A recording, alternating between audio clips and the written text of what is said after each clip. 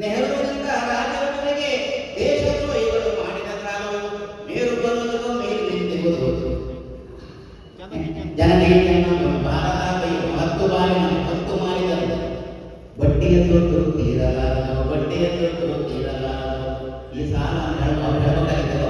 ನಾನು ಹೇಳ್ಕೊಳ್ಳಾರ್ದು ಯೋಚನೆ ಮಾಡಿದೆ. ಮತ್ತೆ ಗಾಡಿ ಹಾಕಿ ಬಡ್ಡಿಗೆ ತೀರ್ತದಲ್ಲ ನಮ್ಮ ಸ್ನೇಹಿತರಾಗಿರೋದು ನಾನು ಹೇಳಿದ್ದೇನೆ. ಯಾಕಂದ್ರೆ ಈ ಕಡೆ ಮಾಡ್ಕೊಳ್ಳೋಣ ಈಗ ಅದಕ್ಕೆ ಏನು ಹೇಳ್ತೀನಿ, ಈ ದೇಶದ ಸಂಪತ್ತನ್ನು ಮತ್ತೆ ಇಟ್ಟಿದ್ದಾರೆ, ಈ ದೇಶದ ಕೈಗಾರಿಕೆಯನ್ನು ಮತ್ತೆ ಇಟ್ಟಿದ್ದಾರೆ, ಈ ದೇಶದ ಶಿಕ್ಷಣ ಸಂಸ್ಥೆಯನ್ನು ಮತ್ತೆ ಇಟ್ಟಿದ್ದಾರೆ. ಸಂವಿಧಾನದಲ್ಲಿ ಸಾರ್ವಭೌಮ ಬರ್ಕೊಂಡಿದ್ವಿ. ಈ ಸಾರ್ವಭೌಮ ದೇಶದಲ್ಲಿ ಇಲ್ಲಿರ್ತಕ್ಕಂಥ ಸಂಪತ್ತು, ಅರಣ್ಯ, ಸಾರ್ವಜನಿಕ ಇಲಾಖೆಗಳು, ಶಿಕ್ಷಣ ಎಲ್ಲದೂ ಕೂಡ ಕಾರ್ಪೊರೇಟ್ ಶಕ್ತಿಗಳ ಕಡೆ ಇಟ್ಟು ದುಡಿಯುವ ಜನರಿಗೆ ಆರ್ಥಿಕ ಭದ್ರತೆ ಇಲ್ಲ, ಸಾಮಾಜಿಕ ಭದ್ರತೆ ಇಲ್ಲ, ಸ್ವಾಭಿಮಾನ. ಈ ಅಜೆಂಡವನ್ನ ದಲಿತ ಸಂಘ ಸಮಿತಿ ಅಟೆಂಡ್ ಮಾಡಿ. ನಾನು ಎಲ್ಲೆಲ್ಲಿ ಏನಾದ್ರು ಹೋರಾಟಗಳಾಗಿದ್ದು ಇದ್ರ ಬಗ್ಗೆ ನಾನು ಮಾಹಿತಿಗಳನ್ನು ಕೊಡೋದಿಲ್ಲ. ಬಹಳ ಮುಖ್ಯವಾಗಿರ್ತಕ್ಕಂಥ ಒಂದು ಅಂಶವನ್ನು ತಂದು ನಾನು ಮಾತನ್ನು ಮುಗಿಸ್ತೇನೆ. ಏನು ಅಂತಂದ್ರೆ, ಇಡೀ ಭಾರತ ದೇಶದ ಪರಂಪರೆಯಲ್ಲಿ, ಇಡೀ ಭಾರತ ದೇಶದ ಚರಿತ್ರೆಯಲ್ಲಿ ಅಸಮಾನತೆ, ಅನ್ಯಾಯ, ತಾರತಮ್ಯ, ಶೋಷಣೆ ಮತ್ತು ಅಪಮಾನ ಅಂತಿದ್ದವಲ್ಲ, ಇವು ಬಾಬಾ ಸಾಹೇಬರ ಪ್ರಕಾರ ಕಾನೂನುಗಳ ರೀತಿಯಲ್ಲಿ ಕೆಲಸ ಮಾಡ್ತದೆ. ಡೂ ಆರ್ ಅನ್ಡು, ಇದನ್ನು ಮಾಡುದು ಮಾಡಬೇಡ, ಶೋಷಣೆ ಮಾಡು, ಶೋಷಣೆ ಮಾಡಿದ್ರೆ ಪ್ರತಿಭಟನೆ ಮಾಡಬೇಡ, ಅಪಮಾನ ಮಾಡು, ಅಪಮಾನ ಮಾಡಿದ್ರೆ ಪ್ರತಿಭಟನೆ ಮಾಡಬೇಡ. ಇದು ಭಾರತ ದೇಶದ ನೀತಿಯಾಗಿದೆ, ಇದು ಭಾರತ ದೇಶದ ಕಾನೂನಾಗಿದೆ, ಇದು ಭಾರತ ದೇಶದ ಧರ್ಮ ಆಗಿದೆ, ಇದು ಭಾರತ ದೇಶದ ಸಾಹಿತ್ಯ ಆಗಿದೆ, ಇದು ಭಾರತ ದೇಶದ ವೇದ, ಉಪನಿಷತ್ತು, ಭಗವದ್ಗೀತೆಯ ಸಾರಭೂತವಾಗಿರ್ತಕ್ಕಂಥ ಅಂಶ ಆಗಿದೆ. ಬಾಬಾ ಸಾಹೇಬ್ ಹೇಳಿದ್ದು ಇದರ ವಿರುದ್ಧ ಹೋರಾಟ ಮಾಡಿದ್ದು ಕರ್ನಾಟಕ. ಅದೊಂದು ಘಟನೆ ನಡೆಯಿತು, ವಿರೋಧ ಮಾಡಬೇಕು, ಇಲ್ಲೊಂದು ಘಟನೆ ನಡೆಯಿತು, ವಿರೋಧ ಮಾಡಬೇಕು, ಸೆಕೆಂಡ್ ಮಾಡಿದ್ರಿಲ್ಲ ಅಂತಲ್ಲ. ಆದ್ರೆ ಒಂದು ಅತ್ಯಾಚಾರ ಮಾಡಬೇಕಾದ್ರೆ, ಒಂದು ಮಾನವನ್ನ ಮಾಡಬೇಕಾದ್ರೆ, ಮೂತ್ರ ಕುಡಿಸ್ಬೇಕಾದ್ರೆ, ಜೀವಂತ ಜಲತನ ಸುಟ್ಟು ಬೆಂಕಿ ಹಾಕ್ಬೇಕಾದ್ರೆ ಅವರ ಮಿದುಳಲ್ಲಿದ್ದದ್ದೇನು? ನಮ್ದು ಶೋಷಣೆ ಮಾಡೋದು ನಮ್ಮ ಹಕ್ಕು, ಇವ್ರು ಬೆಂಕಿ ಹಾಕಿಬಿಡೋದು ನಮ್ಮ ಹಕ್ಕು, ಅದು ನಮ್ಮ ಕರ್ತವ್ಯ, ನಮಗೆಲ್ಲದಿದೆ. ನಮಗೆ ಯಾರು ಕೊಡಬೇಕು ಅವರ ಈ ನಿಯಮ ಏನಿರ್ತಲ್ಲ, ಈ ಕಾನೂನು ಏನಿರ್ತಲ್ಲ, ಇದರ ವಿರುದ್ಧ ಕರ್ನಾಟಕ ದಲಿತ ಸಂಘ ಸಮಿತಿ ತಿರುಗಿದೆ. ಇದು ಕರ್ನಾಟಕ ದಲಿತ ಸಂಘ ಸಮಿತಿಯ ಅನೇಕ ನಾಯಕರು ಕೂಡ ತಾವು ಮಾಡಿದ ಕೆಲಸದ ವೇಟೇಜ್ ತೂಕ, ಆ ತೂಕವನ್ನು ದಲಿತ ಸಂಘ ಸಮಿತಿಯ ಲೀಡರ್ ಮತ್ತೊಮ್ಮೆ ಮಾಡಿಕೊಂಡು ಇಡೀ ಭಾರತದಲ್ಲಿ ನ್ಯಾಯವನ್ನೇ ಮುಚ್ಚಿಟ್ಟು ಅನ್ಯಾಯವನ್ನೇ ಕಾನೂನು ಅಂತ ಮಾಡಿದ್ರು, ನೀತಿಯನ್ನು ಮುಚ್ಚಿಟ್ಟು ಅನೀತಿಯನ್ನೇ ಕಾನೂನು ಮಾಡಿದಲ್ಲ, ಆ ಕಾನೂನಿನ ವಿರುದ್ಧ ಹೋರಾಟ ಮಾಡಿದ. ಕೊನೆಯ ಒಂದು ಅಂಶ ಏನಂತಂದ್ರೆ, ಇಂಡಿಯಾಗೆ 1942 ಆಗಸ್ಟ್ 15 ಅಧಿಕಾರ ಹಸ್ತಾಂತರ ಆಯಿತು. 1950 ಜನವರಿ 29 ಕಾನ್ಸ್ಟಿಟ್ಯೂಷನ್ ಆಫ್ ಇಂಡಿಯಾ ಆಚರಣೆ ಬಂತು. 1947 ಡಿಸೆಂಬರ್ 7ನೇ ತಾರೀಕು ಮೊದಲ ಸಂವಿಧಾನ ರಚನಾ ಸಭೆಯ ಚರ್ಚೆ ಆರಂಭ ಆಗ್ತದೆ. 1949 ನವೆಂಬರ್ 25ನೇ ತಾರೀಕು ಸಂವಿಧಾನ ರಚನಾ ಸಮಿತಿ ಸಭೆಯ ಕೊನೆ ಚರ್ಚೆ ನಡೆಯುತ್ತದೆ. ಆರಂಭದ ಸಭೆಯಲ್ಲಿ ನೆಹರು ಮತ್ತು ರಾಧಾಕೃಷ್ಣನ್ ಅವರು ಸಂವಿಧಾನ ರಚನೆ ಹೇಗಿರ್ತಕ್ಕಂಥ ಪ್ರಸ್ತಾವನೆಯನ್ನು ಮಂಡಿಸ್ತಾರೆ. ಆ ಪ್ರಸ್ತಾವನೆ ಬಗ್ಗೆ 2 ದಿವಸ ದೀರ್ಘವಾದ ಚರ್ಚೆ ನಡೀತದೆ. ಬಾಬಾ ಸಾಹೇಬ್ ಮೀಟಿಂಗ್ಗಳಲ್ಲಿ ಇರ್ತಾರೆ, ಅವರು ಪ್ರವೇಶ ಮಾಡಲ್ಲ. ಡಿಸೆಂಬರ್ 7ನೇ ತಾರೀಕಿನ ಶುರುವಾಗಿದೆ 47. ರಾಜೇಂದ್ರ ಪ್ರಸಾದ್ ಮಾತನಾಡಿಯವರು ಮುಂಬರುವ ನಮ್ಮ ಸಂವಿಧಾನದಲ್ಲಿ ಸಾರ್ವಭೌಮ ಮತ್ತು ಗಣರಾಜ್ಯ ಈ ಪದಗಳನ್ನು ಸೇರಿಸಬೇಕು, ಪ್ರಿಯಾಂಬಲ್ ಇರಬೇಕು ಅನ್ನುವಂಥ ಅಭಿಪ್ರಾಯ ವ್ಯಕ್ತಪಡಿಸ್ತಾರೆ. ಅದ್ರ ಬಗ್ಗೆ ಉಳಿದ ಸದಸ್ಯರೆಲ್ಲ ಚರ್ಚೆ ಮಾಡ್ತಾರೆ. ಬಾಬಾ ಸಾಹೇಬ್ ಅದನ್ನು ಕೇಳಿಸಿಕೊಂಡು ಡಿಸೆಂಬರ್ 17ನೇ ತಾರೀಕು ಅವರ ಚರ್ಚೆ ಇಡ್ತಾರೆ. ಬಾಬಾ ಸಾಹೇಬ್ ಹೇಳ್ತಾರೆ, ರಾಧಾಕೃಷ್ಣನ್ ಅವರು ಮತ್ತು ನೆಹರು ಅವರು ತಮ್ಮ ಪ್ರಸ್ತಾವನೆಯಲ್ಲಿ ಇಂಡಿಯನ್ ಕಾನ್ಸ್ಟಿಟ್ಯೂಷನ್ ನ್ಯಾಯಾಲಯದ ಅನ್ನೋದರಲ್ಲಿ ಸಾರ್ವಭೌಮ ಮತ್ತು ಗಣರಾಜ್ಯ ಇರಬೇಕು ಅಂತ ಹೇಳಿದರೆ ಅದಕ್ಕೆ ವಿವರಣೆ ಕೊಟ್ಟಿಲ್ಲ. ಆಗ ಬಾಬಾ ಸಾಹೇಬ್ ಹೇಳ್ತಾರೆ, ನನ್ನ ಪ್ರಕಾರ ಭಾರತ ಮುಂದೆ ಗಣರಾಜ್ಯ ಮತ್ತು ಸಾರ್ವಭೌಮ ರಾಷ್ಟ್ರಗಳಾದರೆ ಈ ದೇಶದ ಆಸ್ತಿಯನ್ನ, ಈ ದೇಶದ ಸಂಪತ್ತನ್ನ, ಕೈಗಾರಿಕೆಗಳನ್ನ ರಾಷ್ಟ್ರೀಕರಣ ಮಾಡಬೇಕು ಅಂತ ಹೇಳ್ತಾರೆ. ಇದು ಮೊಟ್ಟ ಮೊದಲ ಬಾರಿಗೆ ಬಾಬಾ ಸಾಹೇಬ್ ರಾಷ್ಟ್ರೀಕರಣ ಮಾಡಲ್ಲ. ಯಾಕಂದ್ರೆ ರಾಷ್ಟ್ರೀಕರಣ ಮಾಡಲಿಲ್ಲ ಅಂದ್ರೆ ಏನಾಗುತ್ತೆ ಅಂತ ಬಾಬಾ ಸಾಹೇಬರಿಗೆ ಗೊತ್ತಿದೆ. ಮುಂದುವರೆದು ಇದು ರಾಷ್ಟ್ರೀಕರಣ ಮಾಡಲಿಕ್ಕೆ ಆಗದೇ ಇದ್ದಾಗ ಬಾಬಾ ಸಾಹೇಬರು ಈ ಆಶಯವನ್ನ ಭಾರತ ಸಂವಿಧಾನ ರಾಜ್ಯ ನೀತಿ ನಿರ್ದೇಶಕ ತತ್ವಗಳು Indian constitution article number 36 to 51 ಯಾಕೆ ಬರುವುದು ಅಲ್ಲಿ ಸೇರಿಸಿದರೆ ದೇಶದ ಸಂಪತ್ತು, ಆಸ್ತಿ, ಕೈಗಾರಿಕೆ, ಅರಣ್ಯ, ಖನಿಜ ಸಂಪತ್ತು ಇತ್ಯಾದಿಗಳು ಏಕ ವ್ಯಕ್ತಿಯ ಹತೋಟಿಯಲ್ಲಿ ಇರಬಹುದು, ಏಕ ಸಂಸ್ಥೆಯ ಹತೋಟಿಯಲ್ಲಿ ಇರಬಹುದು. ಸಹಕಾರ ಬೇಸಾಯ ಪದ್ಧತಿ ಜಾರಿ ಮಾಡಬೇಕು. ಮಹಿಳೆಯರು ಮತ್ತು ಪುರುಷರ ನಡುವೆ ಯಾವುದೇ ದುಡಿಮೆಯಲ್ಲಿ ತಾರತಮ್ಯ ಮಾಡದೆ ಮಹಿಳೆಯರಿಗೂ ಮತ್ತು ಪುರುಷರಿಗೂ ಸಮಾನವಾದ ಕೆಲಸಕ್ಕೆ ಸಮಾನವಾದ ಸಂಬಳವನ್ನು ಕೊಡಬೇಕು. ಇದು ಸಂವಿಧಾನದ ರಾಜ್ಯ ನೀತಿಯ ನಿರ್ದೇಶಕ ತತ್ವಗಳಲ್ಲಿ ಏನಿದೆ ಅಂತಂದ್ರೆ, ಒಂದು ದೇಶವನ್ನ ಸಮಾನತೆ ದೇಶವನ್ನು ಕಟ್ಟುವುದು ಹೇಗೆ, ಘನತೆಯ ದೇಶವನ್ನು ಕಟ್ಟುವುದು ಹೇಗೆ. ಬಾಬಾ ಸಾಹೇಬ್ ಹೇಳ್ತಾರೆ, ಬದುಕುವುದಕ್ಕೂ ಮತ್ತು ಘನತೆಯಿಂದ ಬದುಕುವುದಕ್ಕೂ ವ್ಯತ್ಯಾಸ ಇದೆ. ನನ್ನ ಜನರು ಇವತ್ತು ಬದುಕದೇ ಬಿಟ್ಟಿಲ್ಲ, ಇನ್ನು ಮುಂದೆ ಅವರು ಬದುಕಬೇಕು. ಬದುಕೋದು ಮಾತ್ರ ಅಲ್ಲ, ಅವರು ಘನತೆಯಿಂದ ಬದುಕಬೇಕು. ಬಾಬಾ ಸಾಹೇಬ್ ಹೇಳಿದ್ದು ಈಗ ಘನತೆಯಿಂದ ಬದುಕಬೇಕಾಗಿರ್ತಕ್ಕಂಥ ಸಾಮರ್ಥ್ಯವನ್ನ, ವೈಚಾರಿಕ ಜಾಗೃತಿಯನ್ನ, ಹೋರಾಟದ ಪ್ರಜ್ಞೆಯನ್ನ ಕೊಟ್ಟಿದ್ದೀವಿ ಯಾವ್ದಾದ್ರೆ ಅದು ಕರ್ನಾಟಕದಲ್ಲಿ ಸ್ವಾಭಿಮಾನದಿಂದ ಘನತೆಯಿಂದ ಬರುತ್ತದೆ. ಬಾಬಾ ಸಾಹೇಬರು ಭಾರತದ ಇಡೀ ಜಾತಿ ವ್ಯವಸ್ಥೆಯನ್ನ ಅಭ್ಯಾಸ ಮಾಡಿ, ಅಧ್ಯಯನ ಮಾಡಿ, ಸಂಶೋಧನೆ ಮಾಡಿ ಒಂದು ಹೇಳಿಕೆಯನ್ನು ಹೇಳ್ತಾರೆ. ಏನಂತಂದ್ರೆ, ಎಲ್ಲ ಮೇಲು ಜಾತಿಗಳಿಗೆ ಭಾರತದಲ್ಲಿ ಕೆಳ ಜಾತಿಗಳನ್ನು ಶೋಷಣೆ ಮಾಡಬೇಕು, ಅಪಮಾನ ಮಾಡಬೇಕು, ಅವ್ರ ಮೇಲೆ ದಮನ ಮಾಡಬೇಕು ಅನ್ನೋದ್ರ ಬಗೆಗೆ ಪರಸ್ಪರ ಪೈಪೋಟಿ ಇದೆ ಅಂತ ನೆನಪು ಮಾಡ್ತಾರೆ. ಮೇಲು ಜಾತಿಗಳಿಗೆ ಬೇರೆ ಬೇರೆ ಒಂದು 2-3 ಜಾತಿ ಕಲ್ಪನೆ ಮಾಡಿದ್ರು. ಆ ಜಾತಿ ನಾನೇ ಹೇಳ್ಬೇಕಾಗುತ್ತೆ. ಯಾಕೆ ಆ ಜಾತಿಗಳಿಗೆ ಅಸ್ಪೃಶ್ಯರನ್ನ ಮತ್ತು ಮಹಿಳೆಯರನ್ನ, ದಲಿತರನ್ನ ತುಳಿಬೇಕು, ಅಪಮಾನ ಮಾಡಬೇಕು ಅನ್ನೋದ್ರ ಬಗ್ಗೆ ಕಾಂಪಿಟೇಷನ್ ಇದೆ. ಅದು ಯಾರು ಒಂದು ಜಾತಿ ಬಹಿಷ್ಕಾರ ಹಾಕಿದ್ರೆ, ಅಯ್ಯೋ ಅವ್ರು ಬರೀ ಬಹಿಷ್ಕಾರ ಹಾಕ್ತಾರೆ. ಇಲ್ಲ, ನಮ್ಮ ಜಾತಿ ಅದಕ್ಕಿಂತ ದೊಡ್ಡ ಶಕ್ತಿ ಅವನು ಉಂಡನ ಕೆಂಡಾಡು. ಇಂಗ್ಲಿಷ್ ಒಬ್ಬ ಹುಡುಗಿಯನ್ನ ಸುಮ್ಮನೆ ಮಾತಾಡಿಸಿದ್ರೆ ಕೊಲೆ ಆಗ್ತದೆ ದೇಶದಲ್ಲಿ. ಬಾಬಾ ಸಾಹೇಬರು ಸೋಷಿಯಲ್ ಸೈಕಲ್, ಇಂಡಿಯಾದ ಸೋಷಿಯಲ್ ಸೈಕಾಲಜಿನ ಕರೆಕ್ಟ್ ಆಗಿ ಹೇಳ್ತಾರೆ.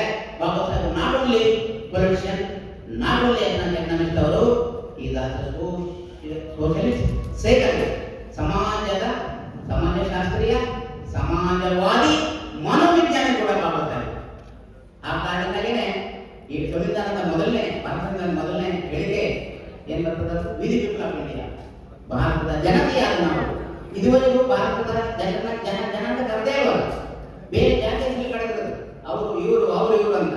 ಮತ್ತೆ ಮೊದಲನೇ ವಾಕ್ಯನ ಭಾರತದ ಶ್ರೀಮಂತರಾದ ನಾವು ಶುರು ಮಾಡುವುದಾಗಿತ್ತು ಬಾಬಾ ಸಾಹೇಬ್, ಭಾರತದ ಉತ್ತಮ ಜಾತಿಯವರಾದ ನಾವು ಶುರು ಮಾಡುವುದಾಗಿತ್ತು, ಭಾರತದ ರಾಜ ಮಹಾರಾಜರನ್ನ ಶುರು ಮಾಡುವುದಾಗಿತ್ತು ಅಲ್ವಾ. ಶುರು ಮಾಡಿಲ್ಲ, ಭಾರತದ ಜನತೆಯಾದ ನಾವು ಶುರು ಮಾಡಿದ್ರು ಅಂತಂದ್ರೆ, ಇದುವರೆಗೂ ಈ ದೇಶದಲ್ಲಿ ಯಾರು ಅನ್ನವನ್ನು ಬೆಳೆದರೋ, ಯಾರು ಹಾಡು ಬಿಡಿದರೋ, ಯಾರು ನೆಟ್ಟು ಹೊಂದರೋ, ಯಾರು ಬಟ್ಟೆ ಹೊಂದರೋ, ಯಾರು ಕೋಪ್ ಮಾಡಿದರೋ ಅವ್ರನ್ನ ಜನ ಅಂತ ಪರಿಗಣಿಸಿಲ್ಲ.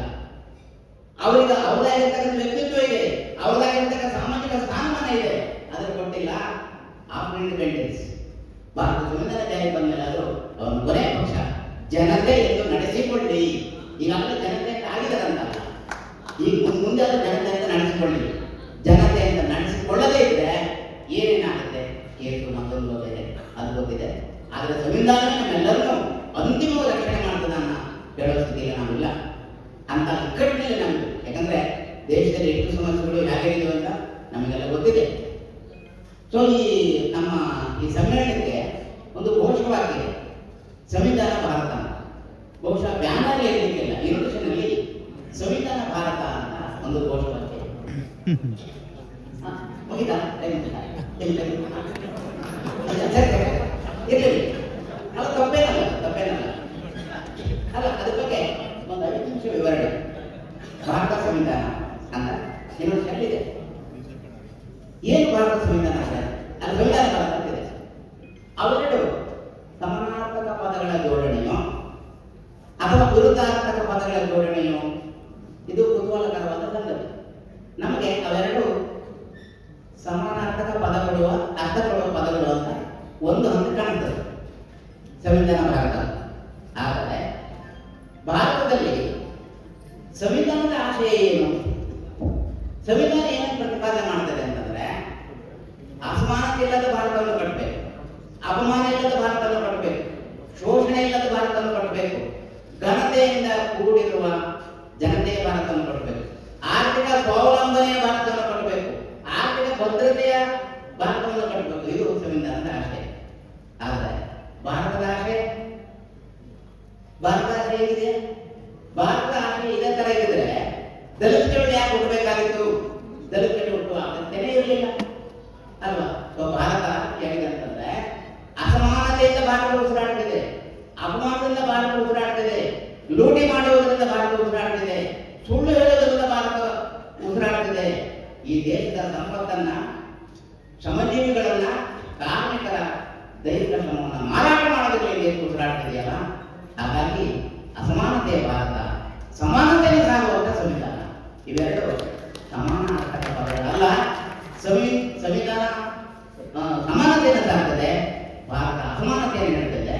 ಆದರೆ ಸಮಾನತೆಯನ್ನು ಸಾರುವ ಸಂವಿಧಾನವನ್ನ ನಾವು ಪರಿಚಯ ಮಾಡಿಕೊಂಡು ಅದನ್ನು ಆಚರಣೆ ತರೋದ್ರ ಮೂಲಕ ಅಸಮಾನತೆಯಿಂದ ಬಳಲುತ್ತಿರುವ, ಅಪಮಾನದಿಂದ ನಲಿಗೆ ಹೋಗಿರುವ, ಒಳೆದು ಮಾರುತ್ತಿರುವ ಭಾರತ ದೇಶವನ್ನ ಅಸಮಾನತೆಯಿಂದ ಸಮಾನತೆಯ ಕಡೆಗೂ, ಅಪಮಾನದಿಂದ ಅಪಮಾನದ ಕಡೆಗೂ, ನಿರಾಪಮಾನದಿಂದ ಅಪಮಾನದ ಕಡೆಗೂ ಮತ್ತು ಘನತೆಯಿಂದ ಬರುವ ಕಡೆಗೂ ನಾವು ಭಾರತವನ್ನು ನಿರ್ಮಾಣ ಮಾಡಬೇಕಾಗಿದೆ.